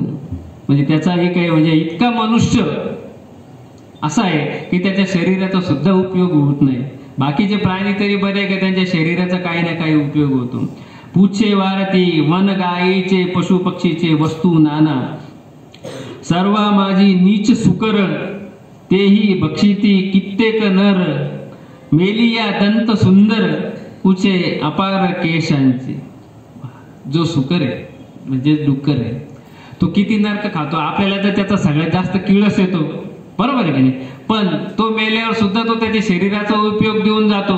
त्याच्या दाताचं काहीतरी दंताचं आकर्षक वस्तू बनवल्या जातात, त्याच्या केसाचा आपण ब्रश वगैरे ह्या प्रकारे केसाचे हे तयार करतो, त्वचा सुद्धा वापर होतो. पशुच्या कामी येते तयापासून ताती होते, जलचरे ही त्याच रीती सांगू किती वनचरे, सकाळा होऊन हीन नर याचे काहीच कामा नये, त्वचा मास देह शिरा नासोनी या जाये, असती अकाई उपयोगी देही, अग्नीने जाळलेले दंचांग तो पुत्रे वेची द्या. पा माणसाचं काहीच काम येत नाही, चमडं नाही, केस नाही, काहीच नाही, त्याला शेवटी जाळावं लागतं. काहीच नाही, त्याच्या शिरा नाही, काही नाही, ते पण सडत चालते. नाही तर पहा एखादा माणूस मरू द्या, लय जीवा भावाचा, इतकं प्रेम त्याचं समाजामध्ये, इतकं बाबा त्याचं पुत्र तो मेल्यावरती अक्षरशः त्या 2-4 एकर 10 एकर मध्ये जागा पुरणार नाही असा माणूस, असं दाखवत त्याला 2-3 दिवस ठेवलं. नाही हा लय चांगला याला राहू द्या, बरं याचं शरीर मेल्यावरती राहू द्या, 10-12 दिवस राहू द्या, 20 दिवस राहू द्या, 30 दिवस राहू द्या, लय 30 दिवस 10 दिवस झाले, 2 दिवस राहू द्या, एवढंच दाखव. नाही राहू शकत. लोक म्हणते अरे चला उचला त्याचा गोळणा फुटत, वास येईल, इथं बाकीचे लोक इथं राहतात, हाय की नाही? पण त्याला त्याच्या घरात बांगल्यात बी नाही झाली, त्याला स्मशानातच न्यावं लागतं, त्याला पर्याय नाही. एवढी गमवलेली प्रॉपर्टी त्याला काहीच कामात आहे का? शेवट त्याला म्हणतं अशाश्वत, शाश्वत नाही. मेल्यावरती त्याला काहीच नेता येते. कपाळाला 1 रुपया बी लावून पाहते लोक, प्रयत्न करून पाहू, मेल्यावरती ती कपाळाला लागते, 1 रुपया लावा, 1 रुपया लावा. त्याला वाटत नेतो का 1 रुपया, तर तो बी तो नेत नाही. दुसऱ्या दिवशी राग सावडायला गेले का ते म्हणते पहा 1 रुपया असेल त्याच्यात कुठंतरी, पहा अरे नीट सापडा तिथं असं नाही तर न्याला काय मशानजोगीनं नाही, ते 1 रुपया तो नेत नाही. मग ते 1 रुपया आपण घरी आणतो, त्याची देव करतो, माय नाही माझ्या बापाचा आहे, माझ्या आज्याचा आहे. हे प्रकार आता बरेच आहे, त्याच्या विषयात नाही जायचं. उपयोगी देह अग्नीचे जाळलेले दंशांग तो पुत्रे वेचिता, शुद्ध करून ठेविला, शेकी टाकीला तीर्थात परी उपयोग न उरले. शेवटी तीर्थात नेऊन त्याचे राख टाकून दिले तरी त्याचा उपयोग नाही उरला. मागे वाड्याची ते व्यर्थ गेले, जन्मोनी या गाय केले, शीन भोगिले प्रपंच जे देहाचे आयुष्य प्रमाण. म्हणजे काय, आयुष्यभर सगळा शीन भोगला, शीन, त्याला सुखच नाही हो. आमच्या गुरुचं जसं सानिध्य आलो मी, त्यांची एक सवय मला खूप छान आवडते. ते कधी पण कुठं गेले गावागोत्रीला कशामध्ये, तर ते म्हाताऱ्या माणसाला जास्त भेटतात, नाहीतरल्या माणसाला नाही भेटत. त्याचं कारण आहे, म्हाताऱ्या माणसाला भेटत गेल्यावरती ते आयुष्यभर त्यांनी जे केलेले काही कर्म आहे, जे लेकरासाठी करा, ह्याच्यासाठी करा, ह्याच्यासाठी कमवून ठेवा, त्याच्यासाठी कमवून ठेवा, मग शेवट ते बघता विचारायला अरे काय तू, ते म्हणतो नाही भारी चाललं, माझ्या पोरासारखं पोरग नाही, माझ्यासारखी सुनासारखी सून नाही, एकदम बरं. त्याचं दुःख काय असतं ते त्याचं त्यालाच माहिती. निवडोनी पृथकची चतुर्थ आशे ते वयाली, त्याचे कारण सांगतो. निवडून पृथकी चतुर्षे वेळाची 2 भाग येते तारुण्य उरल्या, शेषी वृद्धपान आलं. वृद्धपान हे काय विटंबन शरीराचे, बालपण गेले खेळता, तारुण्य विषय भोगती चिंता, अशा द्वैत वाढे अहंता, कोण सहित उपजेते ते. बालपण तर खेळण्यातच गेलं, तारुण्य भोगण्यातच गेलं, आता शेवट म्हातारपण आलं. स्वहित स्वीकृत न घडे तया, कधी स्वतःच हित कळलं नाही, एवढं होऊन सुद्धा. अंती जाणे यमलया, विषय भोगणे, म्हणजे शेवटी यमालयात जावंच लागणार. विषय भोग स्वार्थी परा पाडिले, अहंता लोभे बहुत वाशिले, सुख न दिदले कवनाते, तो महमते होऊनी वेष्टुनी, प्रपंच हित केले घात, काम लोभाचे ठेविले चित्त, मानिले आप्त स्वजने. सगळ्या पूर्ण आयुष्यभर आपल्याला काम क्रोध भोग भोगण्यात गेला, आपले इष्ट आपले बंधू सगळे त्याच्यामध्ये पूर्ण वेळ गेला. गण गोत पुत्र मित्र भ्रतार कांता, कन्या कलत्र शासक मालक, मामे भाचे अनंत, उभय गोत्र पोशिले. सगळे मामे पोशिले, भाषे पोशिले, भाऊ पोशिले, कन्या पोशिले, कांता पोशिले, भ्रतार पोशिले, हे सगळ्यांना पोसू पोसू त्याचा पार जीव गेला.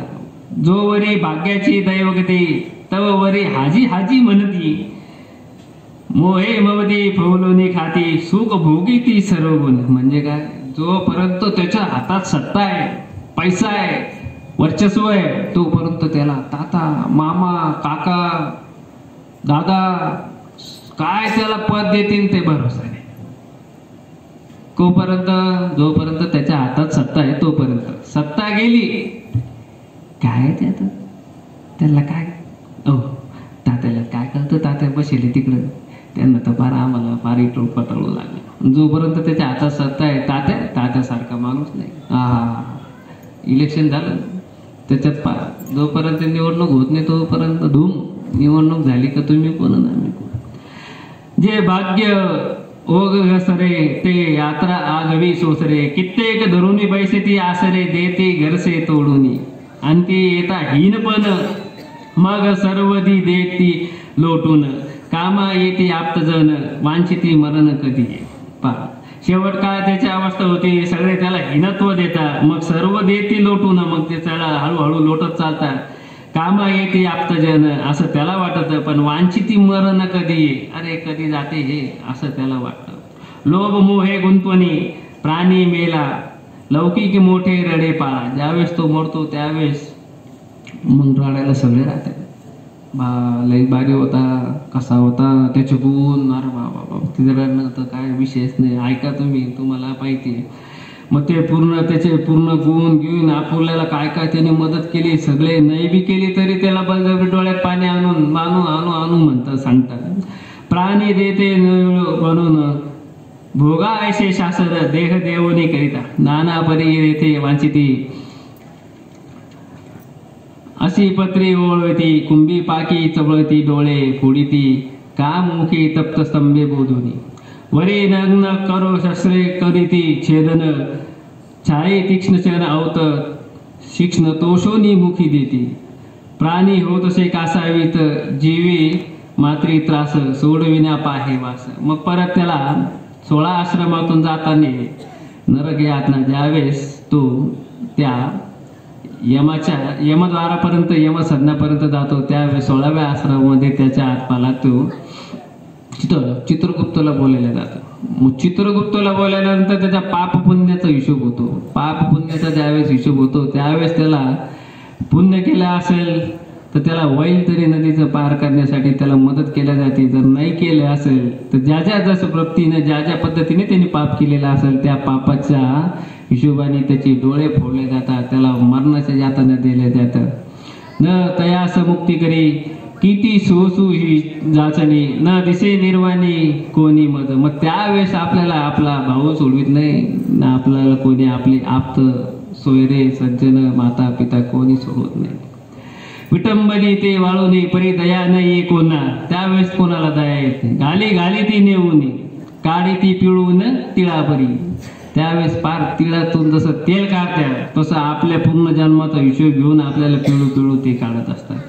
मनुष्य जन्मास येणे ही देखील दैवगतीच आहे. 84 योनी भोग भोगून मनुष्य जन्मास येणे म्हणजे दैवगती समजावी. ज्यावेळेस आपल्याला मनुष्य देह हा आला, हा खूप पुण्याने मिळत असतो आणि या पुण्याच्या जोरावरती हा जर मनुष्य देह मिळाला तर ह्या मनुष्य देहाचं काय हित करायचं हे आपल्याला नक्कीच कळलं पाहिजे. जन्म मरणाच्या फेऱ्या किती माराव्या, त्या फेऱ्या चुकवून आपले मनुष्य जन्माचे सार्थक कसे होणार हे ज्ञान प्राप्त करावे. मग मनास आवर घाला, पंचेंद्रियास आपले करा, भगवंत भक्ती करा, मग श्री गुरुदत्त म्हणतात. असे कलियुगाची रीत समजून भगवंतास शरण जाण्यासाठी संतास शरण जाणं ते देह सार्थकी लावण्याचा मार्ग दाखवते. असं करण्यासाठी आपल्याला संतास शरण जाणे सगळ्यात महत्वाचं आहे. संतास शरण गेल्यावरती कसं ते या मार्गाने कसं जायचं याचं पूर्ण मार्गदर्शन संत हे करत असतात. विश्वव्यापक नारायण उत्पत्ती स्थिती लया कारण, पिपेली का स्थूल जीवन समस्त आहार करीती असे. आयुरत्न पच्चंती ऐसे बोधे बोले श्रुती. श्री गुरु दत्तात्रय म्हणतात, जे होणार ज्यावेळी ते कारण मागे निमित्त मात्र महादेवच असतात. कारण उत्पत्ती स्थिती लय असे प्रामुख्याने 3 देव आहेत. 3 देव काय? ब्रह्मा, विष्णू आणि महेश. ब्रह्माचं काम आहे उत्पत्ती करणं, तो फक्त उत्पत्ती करतो. मग उत्पत्ती गेल्यापासून तर मरेपर्यंत आपल्याला कोण सांभाळतं? तर श्री भगवान विष्णूचं काम करतो. भगवान विष्णू आपल्या या मनुष्य देहाला जन्म असेपर्यंत सांभाळतो आणि शेवट महादेवाचं काम कसा त्याला मृत्यू द्यायचा हे महादेव ठरवतो.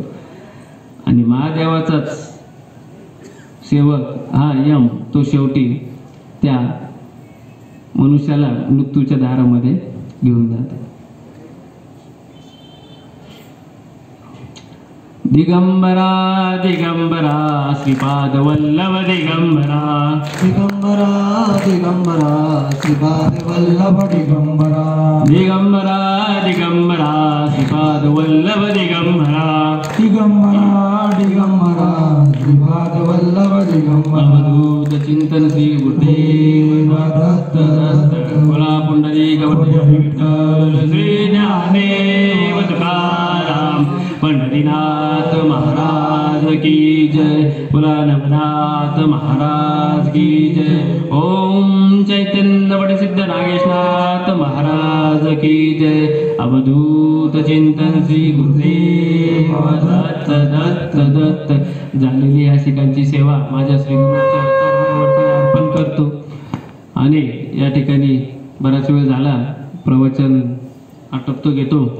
यानंतर आरती होईल. आरती झाल्यानंतर 9 छोटे छोटे मुलं या ठिकाणी आलेलेच आहे. हे नवनाथ स्वरूपामध्ये या ठिकाणी आपण सुरुवातीला त्यांना जेव घालू, प्रसाद देऊ आणि त्यानंतर आपल्या प्रसादाचा कार्यक्रम होईल. चला बोलू. दीपक अच्छा.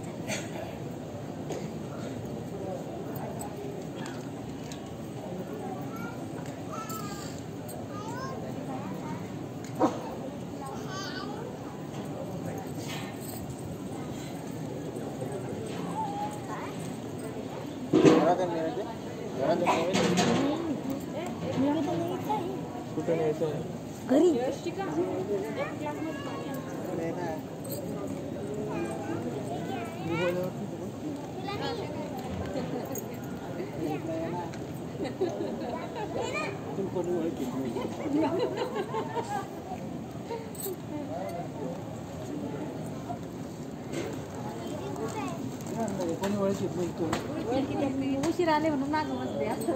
समोरून यायचं ना.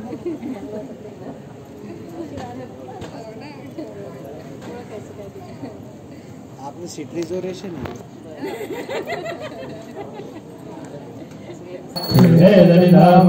शोभना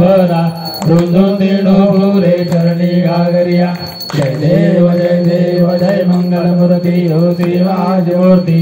दर्शन मात्रे मान शरणे मात्रे मान कामना पूर्ती. जय देव जय देव संबोधर पीतांबर परिवार वंदना. सरळ सोंड वक्र तुंड त्रिनयना. दास रामाचा वाटवा सदना. संगरी बावाही निवारी रक्षावी सुदोर वंदना. जय देव जय मंगलमूर्ती हो विराजमूर्ती. दर्शन मात्रे मन स्वर्णे मात्रे मन कामना पूर्ती. जय देव जय देव त्रिगुणमात्रे मूर्ती भक्त हा जाणा. त्रिगुणी अवतार त्रैलोक्य राणा. नेती नेती शब्द नये अनुमान.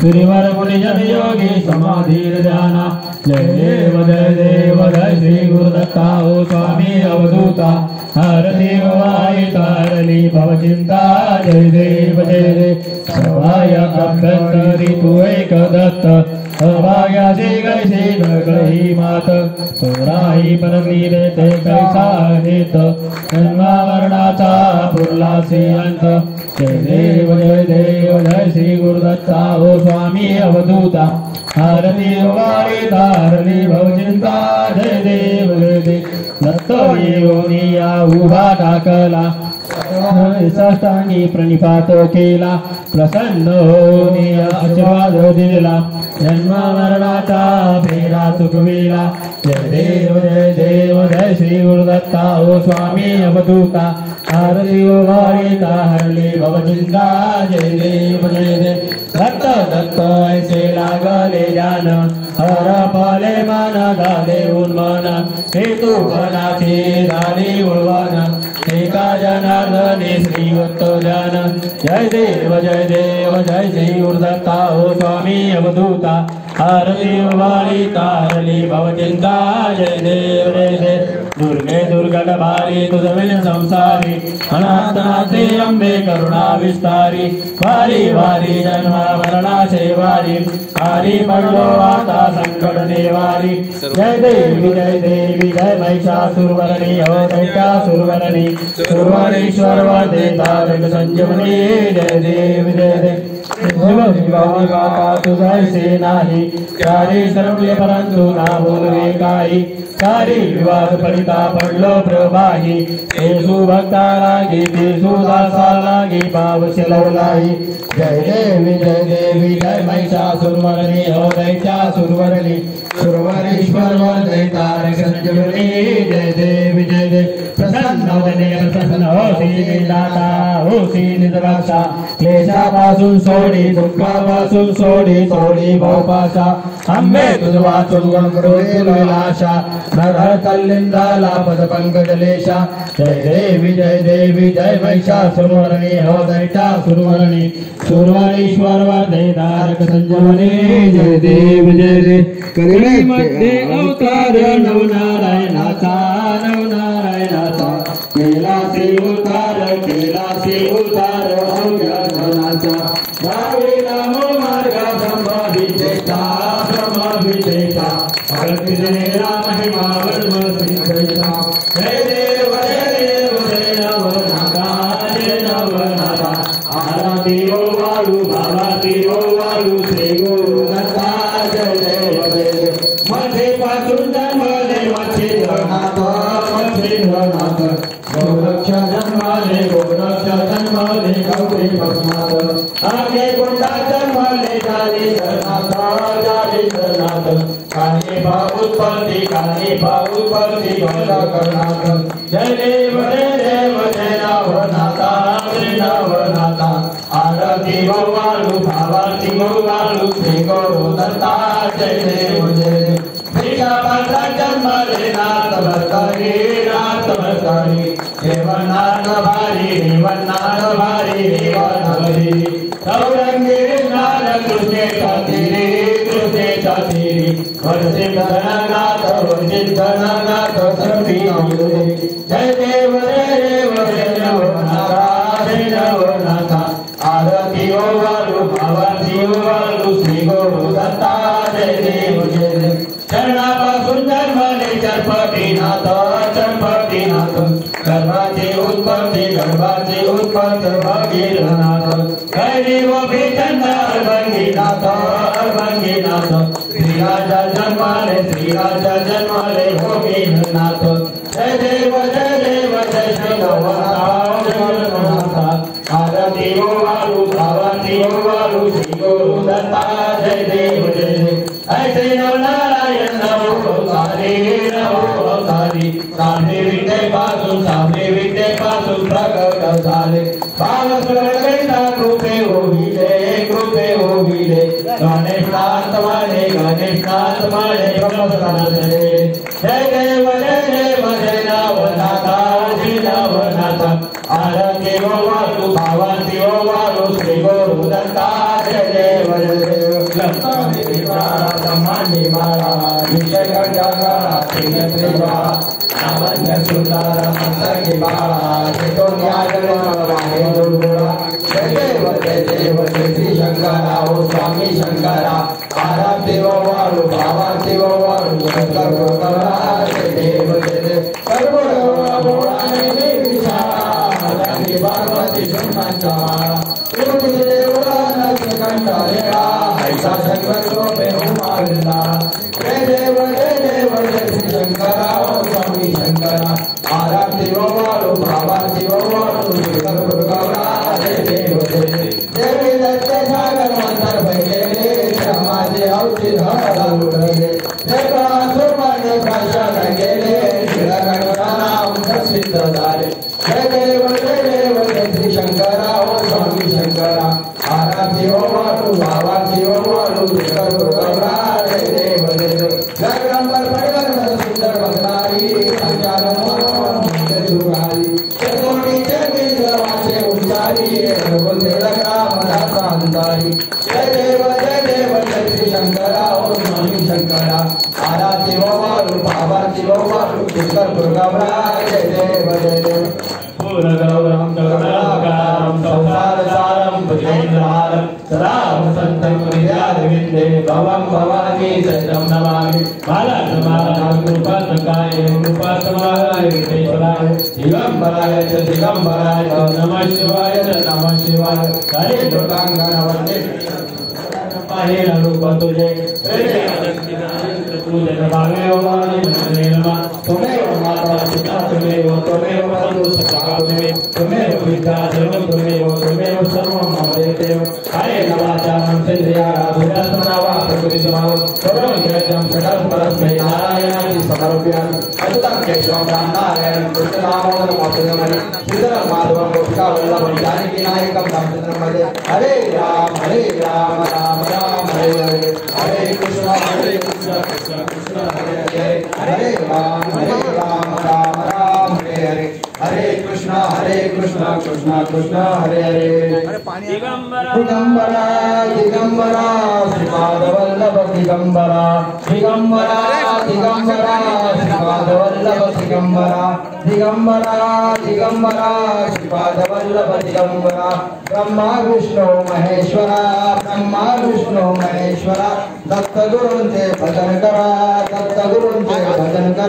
दिगंबरा दिगंबरा श्रीपाद वल्लभ दिगंबरा दिगंबरा दिगंबरा श्रीपाद वल्लभ दिगंबरा श्रीपाद वल्लभ दिगंबरा श्रीपाद वल्लभ दिगंबरा श्रीपाद वल्लभ दिगंबरा श्रीपाद वल्लभ दिगंबरा दिगंबरा दिगंबरा श्रीपाद वल्लभ दिगंबरा दिगंबरा श्रीपाद वल्लभ दिगंबरा दिगंबरा दिगंबरा श्रीपाद वल्लभ दिगंबरा ब्रह्मा विष्णु महेश्वरा दत्त गुरूंचे भजन करा दिगंबरा दिगंबरा श्रीपाद वल्लभ दिगंबरा दिगंबरा दिगंबरा श्रीपाद वल्लभ दिगंबरा श्रीपाद वल्लभ दिगंबरा श्रीपाद वल्लभ दिगंबरा श्रीपाद वल्लभ